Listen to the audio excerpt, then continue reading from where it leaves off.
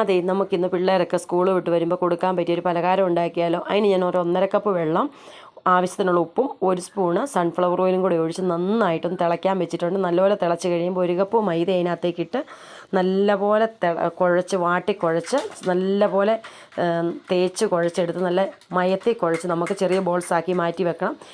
അതിനൊരു ഫില്ലിങ് തയ്യാറാക്കിയിട്ട് 4 കോഴിമുട്ട, 2 പച്ചമുളക്, 1 സവോള, 1 കഷ്ണം നമ്മുടെ ക്യാബേജ്, ഇതെല്ലാം കൂടി ഒന്ന് ചെറുതായിട്ട് അരിഞ്ഞ് നന്നായിട്ട് ഈ മുട്ടയ്ക്കകത്തിട്ട് ഇളക്കി കൂട്ട് തയ്യാറാക്കി വെക്കണം. ഇനി നമ്മൾ കുഴച്ച് നേരത്തെ മാറ്റി വെച്ചിട്ട് നമ്മുടെ ഓരോ ചെറിയ ചെറിയ ബോൾസ് എടുത്ത് ചപ്പാത്തിക്ക് പരത്തുന്ന പോലെ കനം കുറച്ച് പരത്തി നമ്മുടെ ഫില്ലിങ് അതിനകത്ത് വെച്ച് നമുക്ക് മടക്കി എടുത്ത് മാറ്റി വെക്കണം. ഇതിൻ്റെ ഡീറ്റെയിൽ ആയിട്ടുള്ള വീഡിയോ എന്ന് പറയുന്നത് നമ്മുടെ യൂട്യൂബ് ചാനലിനകത്തുണ്ട്. കാണാത്തവരൊക്കെ കയറി കാണണം. അപ്പോൾ ഇത് എളുപ്പമാണ് പിള്ളേർക്കൊക്കെ ഉണ്ടാക്കി കൊടുക്കാനായിട്ട്.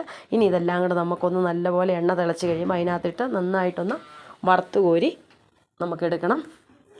അപ്പം ഇന്നത്തെ വീഡിയോ എന്ന് പറയുന്നത് ഇത്രയേ ഉള്ളൂ. അപ്പം tata, bye bye, see U.